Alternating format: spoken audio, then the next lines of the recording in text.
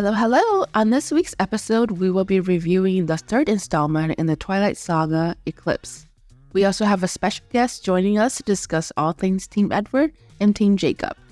Hey, Claire and Andrea. Today is an exciting episode of Walter's Rear Window because we have our very first guest star, my friend and colleague Andrea, who I went to college with and now live in Portland with. She's actually come up a couple of times. Claire's mentioned her a few times, so you guys are kind of have a general idea of who she is, but this is Andrea. Hi, I'm Andrea. I'm very excited to be here. I'm very excited to join in and share your guys' thoughts. I've been following along in the past few episodes of your guys' Twilight, talks and everything like that. So I'm very excited to join in on the third movie and what your guys' thoughts were on that. And Andrea moved to Portland because of Twilight.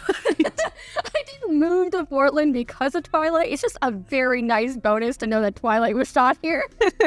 Andrea was the first person to kind of really introduce me to Twilight. She was the first person who was like, you haven't seen Twilight? And then we sat down and we watched the first two. And so this is actually my first time getting this far in the series. I have never seen any of this movie. And let me just say, I'll give my first impression, then we can kind of do a little round robin thing. But honestly, this movie of all of the movies so far had the most plot. It did. Which I have a lot of appreciation for because I feel like the first two movies, the first 2/3 of the movies is just here's what's going on in their relationship. And then the last third of the movie is this crazy left turn, and now here's the plot. And I feel like this one, I started watching and I knew what the end goal was the entire time. And I was like, you know what? I feel like that was more successful in this movie than I've seen in the other movies so far. Yeah, I definitely feel like this movie was a lot more thought through, if that makes sense, at least for filming and production-wise. I feel like the other, especially the first movie, was just it was just horrible how they created it. It was a mess the entire time. Yeah, they're definitely getting more. I mean, Claire, you brought up that they got more and more funding as they went on, and we can definitely kind of see that. You can tell a lot more budget went into this film, especially with all the fight scenes and all the extras and everything. That was something that I desperately wanted to write into my notes, but I forgot to. The fight scene, the epic training battle, I thought that was pretty fucking hysterical. That montage of them just fighting each other, I was like, this is great. So my first impression on the film was I really liked it. Actually, this one, I keep saying this, but this was my favorite one so far. And I know that that's an unpopular opinion, but it kind of makes me laugh that that's an unpopular opinion because I'm as far as plot goes, this is the one where stuff happens. Mm-hmm. And we're kind of starting off, we know something is wrong right off the bat, which I appreciate. And then, they are building it up to the point, it's a classic narrative structure, which I appreciate, again, because I'm I feel like I was a lot more invested in everything that was going on in this movie. It really, really made me laugh. Also, the way that these relationships have evolved since we first started, the fact that Charlie, the dad, is so Team Jacob is hysterical to me. That he's he hates Edward. He's anti-Edward. I love Charlie. Charlie made the movie. He's funny, because I'm I don't know, there's a piece of me that wants to really like Charlie, and there's a piece of me that is irritated by him, but he won me over this movie because of his Team Jacob attitude, which really, I mean, he was just so hardcore. He laid it on so thick, it really made me laugh. I mean, look at it from Charlie's, perspective, though. He doesn't realize that Jacob's a wolf and, poses all these potential dangers to Bella. But, from his perspective, he sees, Jacob as, Bella's childhood friend who's been, taking care of her. And then when Edward left, he literally went out of his way to help Bella and made her, alive again when he wasn't able to. Yeah, exactly. So I can see that from, Charlie's perspective. I think it kind of changed, though, a little bit with his ideas of Jacob anyway. Midway through the movie when we get to that, about talking about that whole kiss scene. Mm-hmm. But I'm definitely Team Charlie. Charlie is just awesome in all aspects, I think. Him really laying it thick into Edward was my favorite because, I feel like Bella personally just didn't give him enough shit for leaving. I love the fact that Charlie does. Yeah, that's, I don't know, the way that Bella just writes off all the wrong shit that Edward does, I'm just I can't handle that. That's just so intense. I'm I don't agree with you. And Charlie, he makes me laugh because he's such a caricature of a character. It's the quintessential teen girl dad, And, like, I can appreciate that. Like, I think there should be good, positive male role models in these things. But, like, he just reminds me of, like, a Midwestern caricature of a dad, you know, where it's like, don't take my daughter. What are your intentions with my daughter type of situation, you know what I'm saying? And, like, it's funny because, like, he is very Team Jacob because of what he's aware of in that situation. But, like, it's funny that he's picking up on the stuff. He doesn't even know Edward's a vampire as far as I understand. That is true. Yeah, and so the fact that he's, like, picking up on that and being like, I don't know, there's something off about this, like, valid. I'm like, yeah, I'm with you. So he's kind of a funny vehicle for, like, that sort of interaction because they're trying to make him not, like, toxically masculine, which is nice. It's a nice change from the other male characters in this movie series. Mm-hmm. He plays an interesting role in this movie because you're right, he kind of shifts in between. But yeah, like, I think there's a lot of pitting these two guys against each other in this movie. Definitely. Which I thought was funny. Like, I'm like, Bella, that's actually pretty hysterical. Like, yeah. I'm kind of totally amused by that. But it is so hardcore. Like, it's so intense. They just constantly fight. Like, they're constantly pitted against each other. And she, like, feeds into it. And I kind of love that. She likes the attention. She does. She does. And I'm like, damn, like, girl, hell yeah, do you, you know? But, like, it cracked me up. Like, the fact that she was, like, shocked that they weren't, like, getting... I was like, girl, come on. Like, they're obviously, like, they're enemies just by, like, supernatural, you know, wise, you know, like, vampires and werewolves do not get along. And the fact that they've had, like, a century-long, you know, fighting within their two clans, I find it, like, absolutely just hilarious at the fact that she's just like, why can't you guys get along? Yeah, no, I kind of feel that exact sentiment because, like, she is sitting here and she's like, well, what does she say to Edward? She turns to him when she's trying to convince him to let Jacob, like, hang with them. She's like, oh, it would be, like, for my protection or whatever. And I was like, okay, that is so manipulative and hysterical. Like, that's very funny, girl. Like, you are pulling the right strings to make this stuff happen. And then all the way through, no, yeah, like, when they're at the freaking tent in the mountain, and she's, like, snuggling her, and Jacob is, like, snuggling her. She's like, I'm hotter than you. Yeah, literally. And I was, like, sitting there, I was like, okay. So I understand, logically speaking, why this would be happening. But do you think this is going to help the situation? Do we really feel? I also gotta say, in that whole scene, like, she was not dressed well for, like... I know. Oh my god, the morning after when she got out of that tent with her sleeves rolled up in a very light flannel, and I'm just like, girl, it's snowing on that mountain and you were freezing last night and you're going out with, like, just your jeans and, like, a rolled up shirt. I don't think you're prepared. Yeah, and she was, like, completely fine the next morning. Like... Exactly. So, like, that really made me laugh. Like, the situations that they use to put these two people together, to quote unquote force these two people together. I mean, they're both playing their own role and forcing themselves together, but the situational logic is kind of hilarious. Like you said, like her walking out and she's like, she's fine the next morning. She's just in her light flannel. It's all good. But like she needed to snuggle Jacob to make it through the night, you know? Like, and so I'm like sitting there like, we're definitely setting this up to be not good. So like, I mean, to be fair, like Edward did not prepare enough for her to, like neither of them did. Like, I mean, this is kind of on Bella too. Like they knew it was going to be cold on this mountain and there was a storm coming, and like you don't prepare enough warm clothes. Like there are plenty of people who go and do that kind of stuff all the time and go like fishing in the middle of winter and blizzards and shit like that. And you're telling me you don't have enough, like you couldn't bring like a propane tank or something like that and literally get like a heater in there? Exactly. Yeah, that's what I'm saying. Like, Edward doesn't have the right to be mad if he's not doing the preparation, but Bella is definitely purposely not doing the preparation. And so I'm sitting here like, it's just, yeah, it's so messy between them. And it's messy as hell for her to bring Jacob into that situation at like, at any rate. Like, literally, for the first person, like, okay, sorry, let me back it up. Edward has been alive for like ever, right? He's 109. There we go. 109, over a decade. And you're telling me in that time he hasn't met some other vampires that could help them out instead of Bella's weird situationship that like is getting in between them? Like, you're telling me there's no one else they could have asked? Oh, the thing is there is. there is. Yeah, that's what I'm saying. Like, it's so messy to bring Jacob into this. Like, it is so like, oh, let's just see what happens, you know? And I kind of love her for that. Like, that's part of the reason why I like this movie is because I'm like, girl, at least she's driving the plot forward now. Like, I want to know what's going on. So true, because like, in all honesty, because I don't think these characters have been brought up yet, but I think they might have been like slightly mentioned in like the first or second movie, but there's like the Denali clan in Alaska that are basically like, they treat them as like their cousins essentially.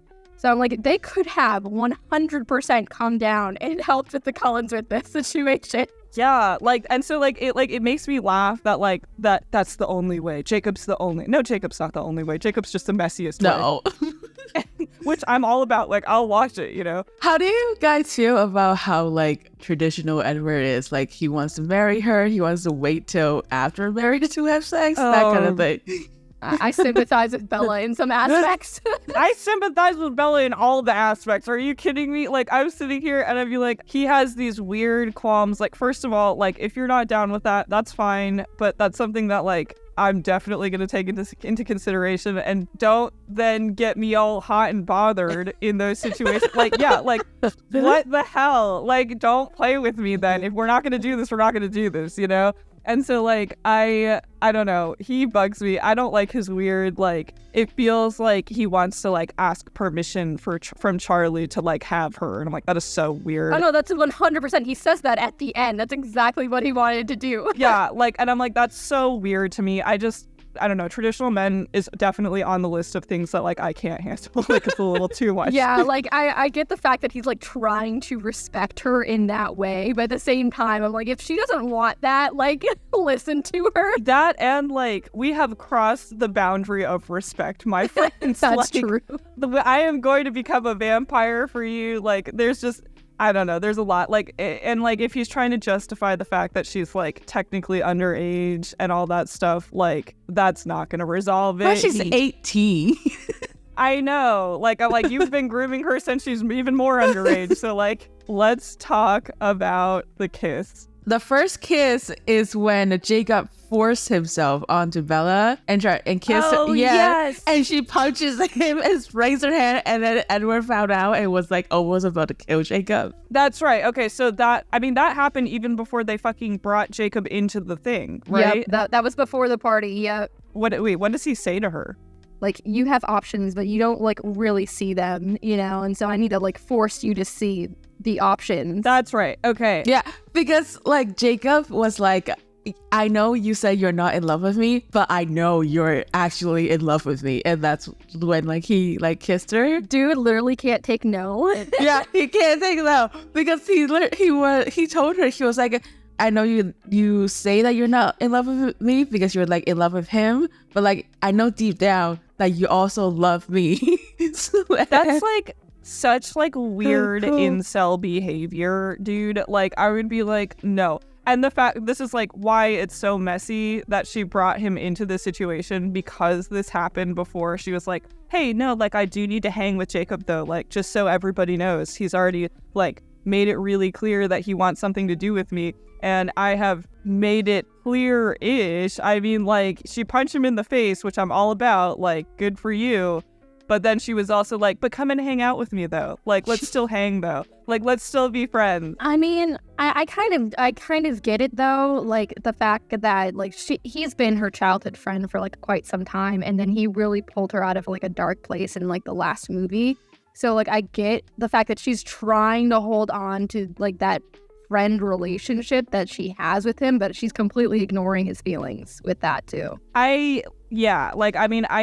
kind of get that, and I kind of don't, because there's a piece of me that's like, no, this is absolutely feeding your ego. The fact that two men are fighting over you is something that definitely she loves it. Like, yeah. she's pitting them against. She would not be putting herself in these situations if that was the case, right? Like, if it really was like, I do really just want to separate my friendship from my relationship, then, like, there would be a firm boundary. I'd be like, I'm not hanging out with you guys together. We're not doing this. Like, I would truly be Switzerland, not pretend Switzerland. Especially since she knows Edward, like, hates Jacob. Yeah, Jacob's a tool. And, like, if she's gonna choose Edward over Jacob, like, just, like, blatantly and has told Jacob that she's choosing Edward over him. I don't think, even with as like childhood hood friends, it's nice to like string him along, you know? It just makes it so much more complicated than it needs to be, you know? Because like I can understand why there would be an existing relationship there. What he does is wildly uncool. There's no like sugarcoating that. But to bring him then back into the situation is like, it's asking for drama, you know? And I'm like, that's okay, like if that's the life you want to live, but then you can't be like, why don't they like each other? Like I just keep like pitting them against each other and now they're mad. So it gets just very complicated. I think so. I'm talking about the kiss on the mountain when he's like, no, like I love you, Bella, like we're gonna be together, all this stuff, you know. Yeah, so that was when Jacob found out that Bella had agreed to marry Edward. And Jacob was like all mad and about That's right. And he like ran away. Yes, okay. And he ran away and then he literally had like that moment of like, be with me or I'm gonna kill myself kind of moment. Yeah. Nice. And then Bella chased after him and then kissed Jacob. But then she tells Edward that the love she has for Jacob is not as much as the love she has for Edward. Which I'm just like, what is wrong with you? So many things is wrong with her. She is playing emotional ping pong. It's like kind of funny. Like that. This is what I'm saying though. Like this is why I like this one the most, because like I was like on the edge of my seat in between these interactions. Like I was like, oh my God, I can't believe she just did that. Now she's gonna go over here and say this. And then when she's with Jacob, she's gonna say something else. I was like, I live for the drama. I'm all about it. I had to physically pause the movie after that kiss scene because I'm just like, she has to go back to Edward now. He heard that. He's outside. He knows what happened. Literally. Okay, can I just say, in this movie, this was like the first time that I got like a really good... We've talked about this briefly, Claire, in previous episodes, but this is the first time that I got like a clear picture of the wolves. Like we see the wolves for like an extended period of time in this movie. Yeah, they had VFX budget for this. They did. And let me just say, when the Jacob wolf like comes out and she is like looking at him and like talking to him, I was holding my breath, so worried those wolves were gonna start talking. I was like, please no. Please no. Please God, don't let them talk. Talking wolves. I was so worried. I was like, when he just remained silent, I was like, oh, thank God we had some foresight into how this movie would be watched. I mean, that's a valid concern. Oh my God, like I was like, my jaw was like, I was clenched. Like I was just like waiting for the scene and I was like, this wolf better not start talking. This wolf better not start talking. Some Chronicles of Narnia shit. Yeah, literally. This movie is really interesting because I feel like it does like kind of a deep dive on the threesome relationship on some level, as opposed to just like Bella and whoever else, you know, because like it was kind of a Bella and Edward, Bella and Jacob, and now it's kind of like a group project that nobody wants to be involved in. Where they all kind of have to like work together, but it's really interesting because you kind of get to see the dynamic between them. So I think like this one is like one of my favorites so far. Like there are a lot of moments where I was like, all right, I'm kind of intrigued. Like I like that they are having her start all this drama so we can kind of like get into and see all this stuff happen. Yeah, I don't know. I don't think they're handling Jacob well. Frankly. No, he definitely fell into the more toxic masculinity role. There was like so many red flags with Jacob. It was at this point when I first watched the series that I was like fully team Edward after this movie, simply because of how toxic Jake was in this whole movie. It was a lot. Well, they take turns being toxic. Like it's just like both of them are so off, you know, like because I'm like, the way Edward's so manipulative and like Jacob is so like intense, and I just like both of those are things that can go downhill really fast, you know. And I'm like, and the way that they interact together is kind of fascinating. Like I feel like we haven't really gotten a lot of that up until this point, you know. I'm definitely not on either team because I'm like, I don't like Edward and I don't like Jacob either. Like Jacob, the shit that he pulled in this movie was unacceptable, but the shit that Edward has pulled in the other movies has also been unacceptable. Oh, so yeah, I'm like, no, totally valid. yeah, like firmly down the middle right now, which is not an opinion. Like, I don't like not having an opinion. I want to have an opinion. Yeah, I think personally, if I had to pick between one or the other, it would definitely be Team Edward, just for the fact that Edward is more like protective of Bella, whereas Jacob kind of just throws it all out the window on top of the fact that he's manipulative by like being like, hey, I'm gonna kill myself if you don't be with me kind of attitude. And then his love also seems to have limitations if like Bella were to become a vampire and stuff like that. Like there, and then Edward is like manipulative on another level where he's like more like controlling with Bella and what she's doing to make sure that she's okay and safe, essentially. I like Edward's. There are qualities about Edward that I like, but yeah, he's like so what? controlling. Like, I think he is. I think, you know what? Actually, fuck it. You called me on my bluff. There's not anything. I don't like anything about him. You know what? Like, you're right. When I just sat there and like tried to line it out, I could not. No, I feel the same way as you. Okay, with Jacob, I sympathize a lot more than I do sympathize with Edward, because if we look at it within the context of the film, Jacob is younger than Bella, and even in this film, he's still a teenager. He's like supposed to be 17 or 18, and like if you imagine what a teenager's emotions is like, I can forgive that a lot more, because he's essentially still a kid. I mean, he hasn't even matured yet, and his brain hasn't developed yet. And yet, Edward, on the other hand, is this 109-year-old guy that has lived through centuries and have all these like done all these educations and stuff like that.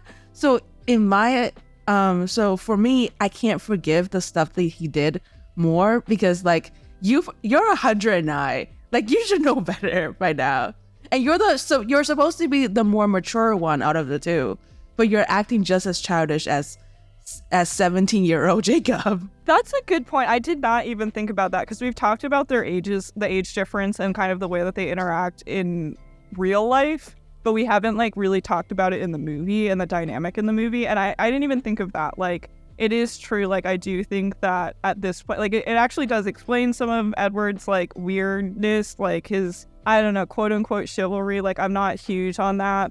Like, I'm about chivalry, but like the way he does it, I'm not about it. Like, we used the word traditional earlier, because I think that's right. Like, that he is very traditional, and like I do think that if he wants to kick it with a 16-year-old, or I guess, I mean, if you think about it in that context, him hating Jacob and like getting mad at him and wanting to kill him is essentially a grown adult bullying a teenager. That's actually true. But also think about it this way, though, too. Like, how developed is Edward's brain? Because he's frozen as a vampire. Like, he is, forever 17. But still, he, like, went to all those schools, like, it's just through centuries. And, like, he's, like, learning. I would look at all those diplomas he has, But those are all also high school degrees. So, like, has he ever gone to college before? I guess, but still,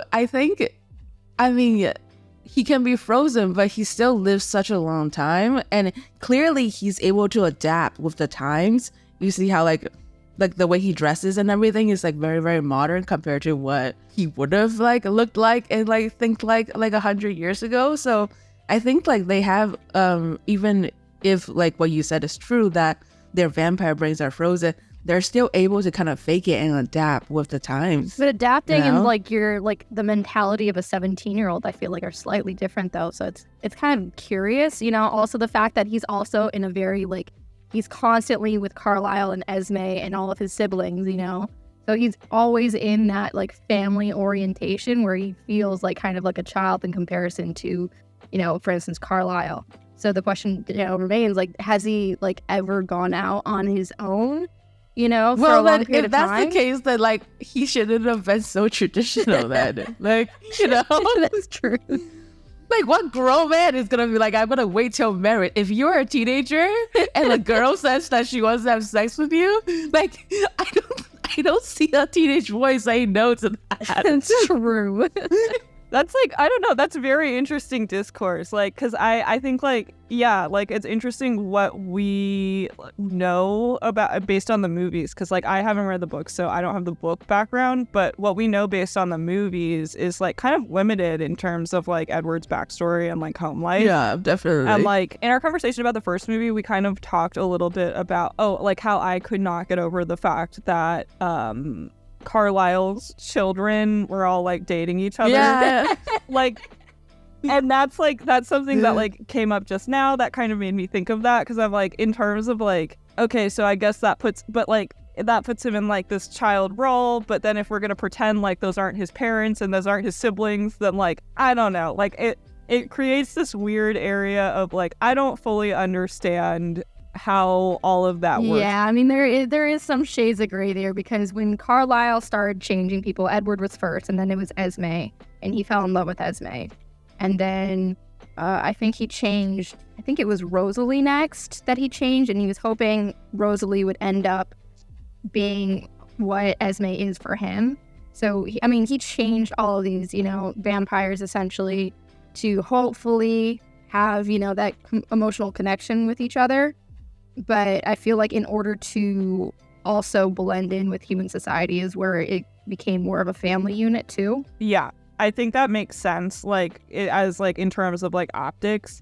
But like, yeah, like it's weird because they all do live together in the same house, and I like assume they eat dinner together. I mean, or people together. I don't know. They don't eat people. Like, they're herbivores. That's right. They're vegetarian.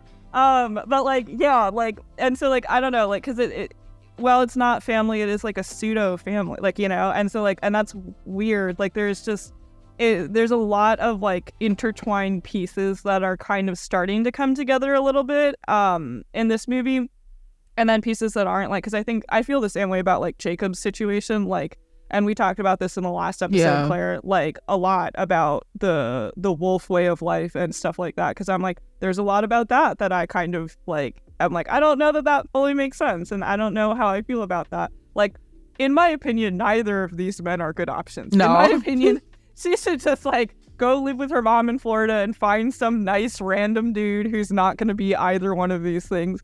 But obviously, like, that's boring, and she likes to make a mess. And I kind of support that. No, that's her type, like messy men. Yeah. But also, unpopular opinion here, I don't like Renee, because I feel like specifically she was kind of trying to pass Bella off to her dad so she could get it on with her new husband, Phil, essentially. Oh, they certainly frame it that way in the first movie. Yeah. And so, yeah, like, I can definitely understand that on like a personal level.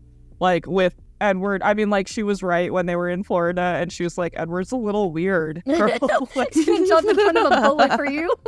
Yeah, like, I'm like, that's a little intense, I think, but that's just me. I mean, maybe some people are into that, like, whatever. But yeah, like, I think it's interesting. Like, the dynamic between everyone is starting to shift a little bit, and this is where it gets, like, the most interesting to me, because I really do like kind of understanding characters.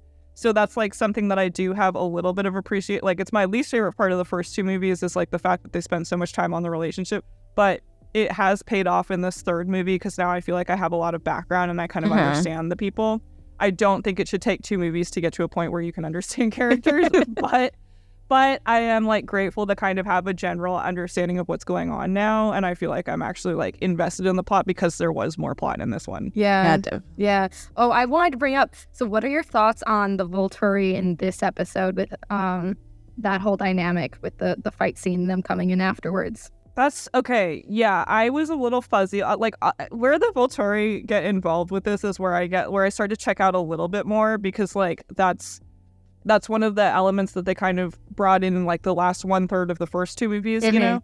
And so like I was kind of trying to wrap my head around it the entire time. And like I feel like we got more of it in the second movie, which was good. But then in this movie, like it was really just as far as I understand, like them A, trying to keep everything under wraps, and then B, trying to like prove the fact that they were like a capable governing body on some level. Is that like the right impression? I mean, they're supposed to be judges of the vampire world, essentially. So they're supposed to be taking care of like any situations where vampires are making themselves obvious. that threatens their existence as a whole. And so when they came in and they kind of finished off the fight in this movie, like they were just kind of like sweeping it under the rug. I mean, what the Volturi did is basically show up after the fight. That's why like Jane specifically held off, because she wasn't taking any orders from Arrow, who is the head of the vampire, the Volturi. Mm-hmm. And so Jane was basically making all of the shots in this movie, and their whole crew basically decided to show up after the fight ended, and they just took care of that one vampire girl who, you know, claimed that she wasn't going to harm the Cullens and they were going to take her in, essentially. And Jane is like the blonde little girl, right? Yeah. Played by Dakota Fanning? Yes. Okay.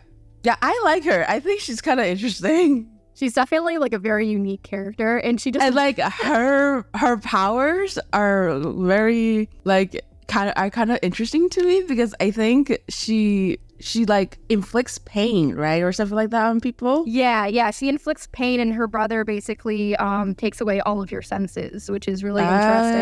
And they don't really go into like their backgrounds and history in the movie, but they do in the book. They're supposed to be 12-year-old children, and in the movies they look like, you know, teenagers. No. But in the books, basically they were supposed to be like burned at the stake because of they thought they were witches and everything like that. And so that's when the Volturi basically stepped in and saved them. So that's why like Jane like super like loves Arrow, and especially like you see her and how she interacts with him in the second movie. But that's also why like Arrow trusts her to make decisions too, on behalf of him. Yeah, she's kind of my idea of what a quintessential vampire is supposed to be like. Like she's like very intense and kind of like bloodthirsty, if you will. Absolutely. And I don't know, I find that her and her brother kind of interesting. Yeah. Because like they really didn't do much in this film. They just kind of like sat back and like observed. Yeah, I mean, it was supposed to like more like inclined to be like, okay, so why aren't the Volturi kind of stepping in? And it kind of shows like what their motives for that were, which was they're hoping to take out the Cullen clan with this, you know. They were going to just let the Cullen clan be annihilated by these newborn army, you know? I was going to actually bring that up, is just like closing thoughts on my part. They did drop 2 tasty morsels in this movie that we really haven't talked about up until this point, which is quote unquote what a newborn is. Oh, yeah. And the term imprinting, which I'm so upset by. But yeah, those were 2 things that came up in this movie that I was like, they are just setting it up for the next one. Yeah, absolutely. So like Bella's about to be a newborn, right? Like once he returns her. Yep. And I guess in this film, they kind of explained it as a newborn. Well, when you become a new vampire, you have like this insatiable hunger for blood. Mm-hmm. And, like you're also like supposed to be like super strong and like just kind of destructive in general. Yeah, so I was like, I want to see Bella like that. I'm excited for that. Oh yeah, you will get your fill of that. Good. And then imprinting. So I guess that's what the wolf people do to the people that they love forever. Yeah, it's basically just like looking into the eyes of like one person and then just realizing, oh my God, you're the love of my life. Well, then we have the next couple of movies to look forward to. Yes, as you can tell, I probably have some impression of what's going to happen. Spoilers galore the past few years. You haven't watched this. Yep. So this will be interesting. But yeah, this has been a lot of fun. Thanks for coming on the podcast, Andrea. Yeah, absolutely. This was so much fun. If you guys end up wanting me to join again, please let me know. Like, I'd love to hear your thoughts on the ending finale for sure. That's what I was going to say. I'm sure we'll have you on again. I'm sure you'll get familiar with Andrea. I'm sure we'll talk again about the next couple of, maybe for the finale if you want to join. Yes, the finale is the best. Thanks for joining us, Andrea. And thank you so much for listening to this episode of Walter's Rear Window. Get really excited for our next episode on the Twilight series. We'll probably have a filler in between them, but that's TBD. We will see you next time on Walter's Rear Window. Peace out. Bye. Bye.